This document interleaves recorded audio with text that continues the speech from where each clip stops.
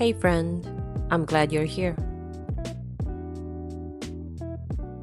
Grab a warm drink of choice and join me for the next couple of minutes on a quest to become a better artist.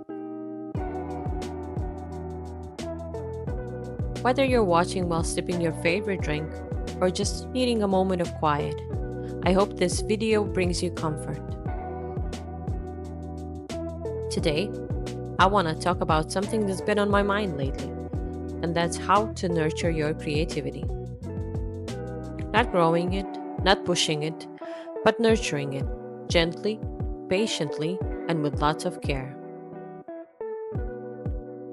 I believe a lot of us treat our creativity like a switch, a performance of sorts. It has to be good, it has to impress people, it has to be now, and it has to be perfect.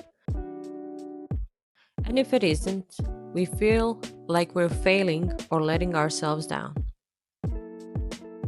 But here's what I've learned in the last few years while pursuing art both as a career and in my free time. Creativity doesn't thrive under pressure.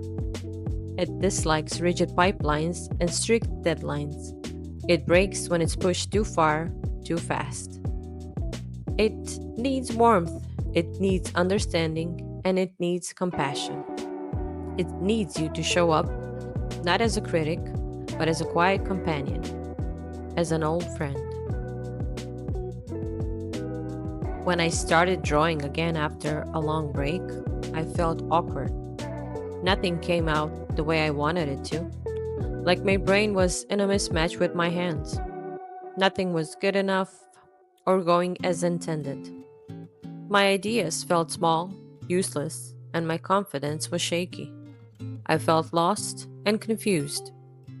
And for a while, I kept asking myself, what's wrong with me? Why can't I just get it right? Needless to say, I was very hard and very strict with myself, like most of us usually are. But eventually, I realized there was nothing wrong with me. I just hadn't made space for creativity to grow.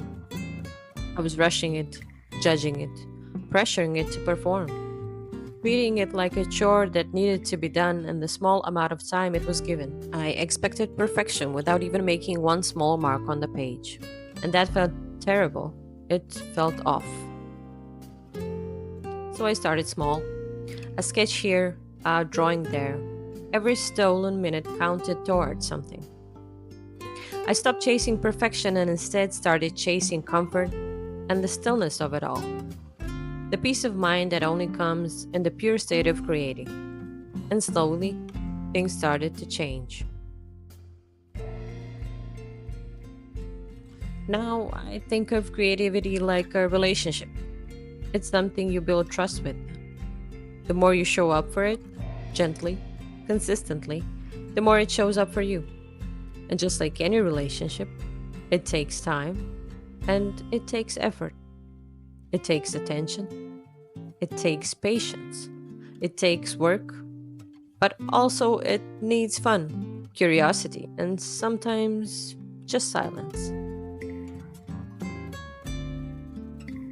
One thing that really helped me was learning to create without any expectations.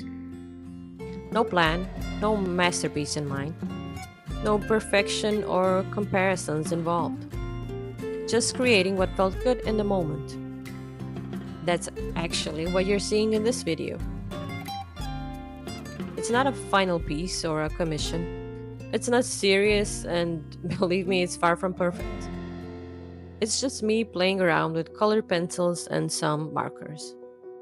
Layering colors, making choices, seeing what happens, letting it be imperfect, finding the childlike wonder, remembering how magical it felt to discover art for the very first time. And honestly, some of my favorite drawings have come from that kind of play. They weren't meant to be anything special, but because I gave them the space and freedom, they turned into something personal and meaningful. So don't try to force creativity, you can only invite it. Gently make space for it And when it comes to visit, welcome it with open arms like an old friend.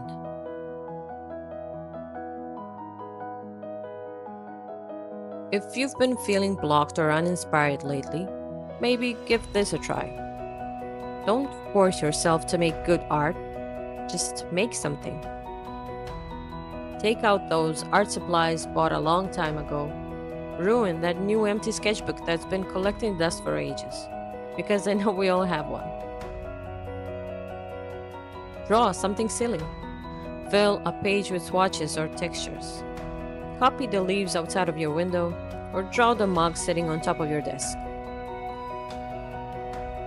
Let it be small. Let it be quiet. Let it be just for you. But let it be fun again.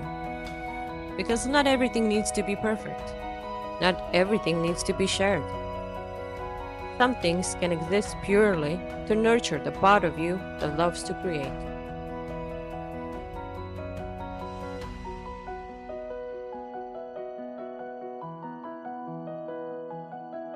One of the most healing things I've done is to keep a no pressure sketchbook.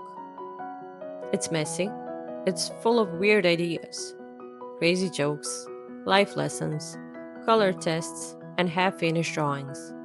But it's mine. It's silly and it's private, almost like a journal, a glimpse into a reality only I can understand. And in that space, I'm not trying to prove anything, I'm not trying to be anyone. No expectations to fall short of or people to impress.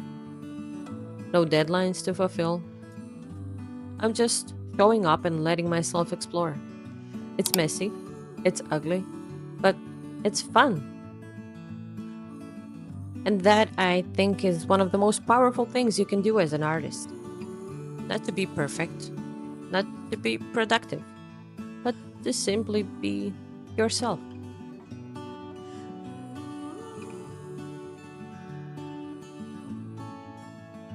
So, if you're here watching this and feeling unsure about your creative path, please know you're doing just fine. It's okay to be in a slow season.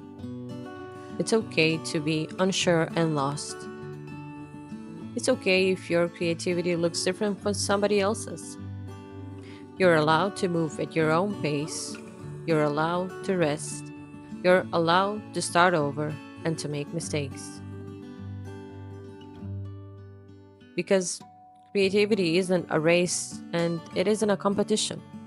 It thrives when you give it time, love, and room to breathe.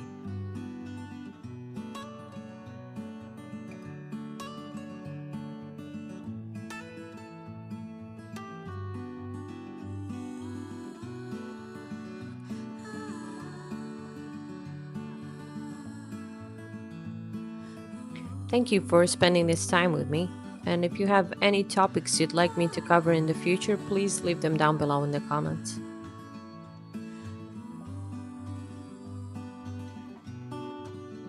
I hope this video gave you a little spark of peace, or at least permission to treat your creativity a bit more gently.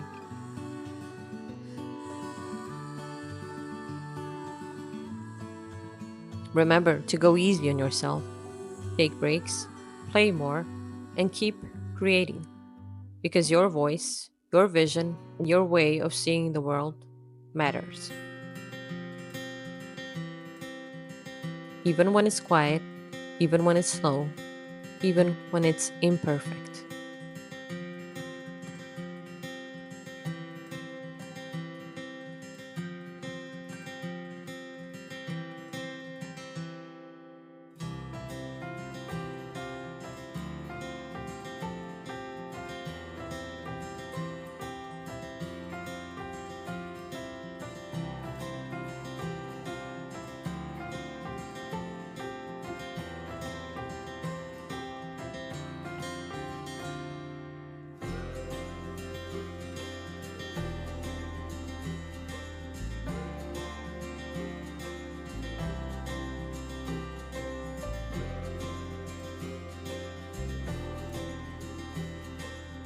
Thank you for sticking around.